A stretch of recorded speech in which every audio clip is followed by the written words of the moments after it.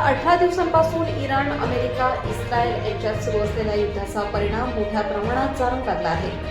युद्धामुळे मोठ्या प्रमाणात गॅस टंचाई निर्माण झाली असल्याने त्याचा सर्वात जास्त फटका हॉटेल व्यवसायाला बसत असून सिलेंडर अभावी मनमाड शहरातील काही हॉटेल बंद झाल्या, तर काहींनी आता लाकूड आणि कोळसा चुलीचा पर्याय निवडून किचन सुरू ठेवण्याचा प्रयत्न करीत आहे. शासनाने हॉटेल्सला गॅस पुरवठा करून दिलासा द्यावा अशी मागणी गॅस टंचाईमुळे हैराण झालेल्या हॉटेल मालकांनी केली आहे. प्रबंधभूमी महाराष्ट्र न्यूजसाठी अझर शेख, मनमाड.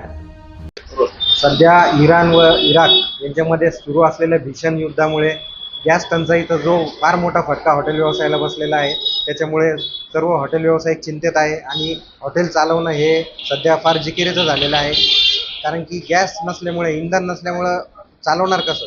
तर सध्या त्याच्यावरती तोडगा म्हणून आम्ही सध्या कोळसा शेगडी व लाकडांचा वापर करून आमचं थोडंफार प्रमाणामध्ये काम चालू ठेवलेलं आहे, जेणेकरून आमच्या ग्राहकांना जेवण पण मिळावं व आमच्या रोजगारांना पण काहीतरी काम मिळावं, या पद्धतीने हॉटेल सध्या सुरू आहे.